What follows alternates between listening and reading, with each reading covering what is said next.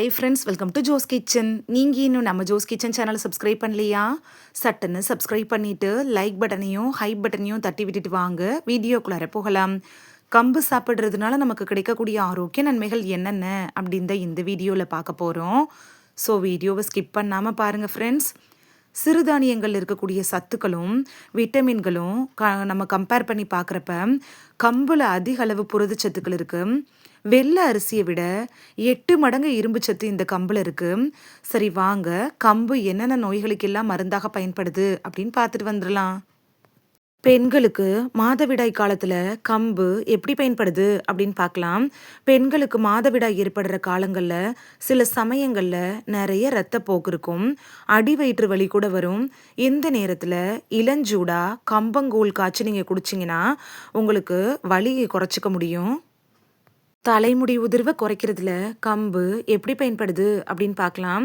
கம்பு இருக்குல்ல, இது ரத்தத்தில் இருக்கக்கூடிய கழிவுகளை போக்கி ரத்தத்தை சுத்தப்படுத்துது. இதனால உடல் நாள் முழுக்க சுறுசுறுப்பாக இருக்கும். கம்புல புரதச்சத்து அதிகம் இருக்கிறதுனால தலைமுடி உதிர்வு இருக்கிறவங்க கம்பை சாப்பிட்டுட்டு வந்தீங்கன்னா தலைமுடி உதிர்விலிருந்து நீங்கள் விடுபடலாம். உடல் சூட்டை தணிக்கிறதுல கம்பு எப்படி பயன்படுது அப்படின்னு பார்க்கலாம். கம்பை தொடர்ந்து சாப்பிட்டுட்டு வர்றப்ப அது உடல் சூட்டை குறைக்கும். இரத்த சோகை இருக்கிறவங்க வாரத்துக்கு 2 நாள் கம்பு சாப்பிட்டுட்டு வந்தீங்கன்னா இரத்த சோகை குணமாகும். நோய் எதிர்ப்பு சக்தியை அதிகரிக்க செய்கிறதுல கம்பு எப்படி பயன்படுது அப்படின்னு பார்க்கலாம்.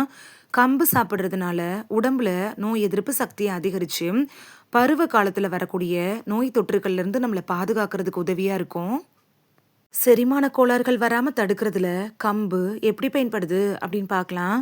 கம்பில் நார்ச்சத்துக்கள் அதிகம் இருக்கிறதுனால வயிற்றில் செரிமான கோளாறுகள், வயிற்றில் புண்கள் இருக்கிறவங்க, அதாவது அல்சர் இருக்கிறவங்கலாம் கம்பை தொடர்ந்து சாப்பிட்டுட்டு வந்தீங்கன்னா வயிறு சம்பந்தமான பிரச்சனைகள் வராமல் தடுத்துக்கலாம். உடல் எடை அதிகம் இருக்கிறவங்க கூட கம்பை சாப்பிட்டுட்டு வர்றப்ப உடம்புல இருக்கக்கூடிய கெட்ட கொழுப்புகளை குறைச்சி சரியான நேரத்தில் பசி எடுக்க வைக்கும். நீரிழிவு நோயை கட்டுக்குள் வைக்கிறதுல கம்பு எப்படி பயன்படுது அப்படின்னு பார்க்கலாம். நீரிழிவு நோயால் பாதிக்கப்பட்டவங்களாம் சர்க்கரை சத்துக்கள் அதிகமாக இருக்கக்கூடிய அரிசி சாதத்தை சாப்பிட முடியாது. அதுக்கு பதிலாக அவங்க இந்த கம்பை வச்சு கூழ் அப்படி இல்லைன்னா களி, தோசை இது மாதிரி செஞ்சு சாப்பிட்டுட்டு வர்றப்ப நீரிழிவு நோய் கட்டுக்குள் வரும், உடலும் ஆரோக்கியமாக இருக்கும். தசைகளுக்கு பலத்தை கொடுக்கறதுல கம்பு எப்படி பயன்படுது அப்படின்னு பார்க்கலாம். இந்த கம்பை வச்சு கூழ் அப்படி இல்லைன்னா களி செஞ்சு சாப்பிட்டு வந்தீங்கன்னா உடம்புல இருக்குள்ள அந்த கெட்ட கொழுப்புகளை கரைக்கும். தசைகளுக்கு கூட நல்ல இறுக்கத்தை கொடுத்து பலத்தை கொடுக்கறதுக்கும் கம்பு அப்படிங்கிறது உங்களுக்கு பெஸ்ட் சாய்ஸாக இருக்கும்.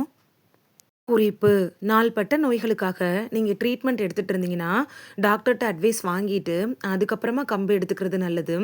இந்த வீடியோவில் கம்பு சாப்பிட்றதுனால நமக்கு கிடைக்கக்கூடிய ஆரோக்கிய நன்மைகள் என்னென்ன அப்படின்னு தான் பார்த்தோம். இனி மிஸ் பண்ணாமல் கம்பு சாப்பிட்டு பலன் பெறுவீங்க அப்படின்னு நம்புகிறேன். இது உங்களுக்கு ரொம்ப யூஸ்ஃபுல்லாக இருந்திருக்கும் அப்படின்னு நம்புகிறேன்.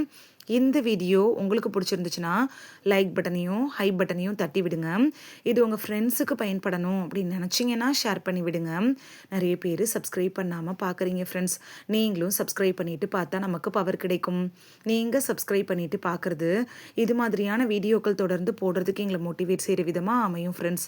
சப்ஸ்கிரைப் பண்ணுறதோடு மட்டும் இல்லாமல் பக்கத்தில் இருக்க பெல் ஐக்கானை கிளிக் பண்ணி ஆளுங்கிற ஆப்ஷனை கிளிக் பண்ணி வச்சிட்டிங்கன்னா நாங்கள் வீடியோ போட்ட உடனே நோட்டிஃபிகேஷன் உங்கள் செல்ஃபோனை வந்தடையும். நாளைக்கு வேறொரு ஆரோக்கியமான பதிவில் சந்திக்கலாம். தேங்க்யூ, பாய்.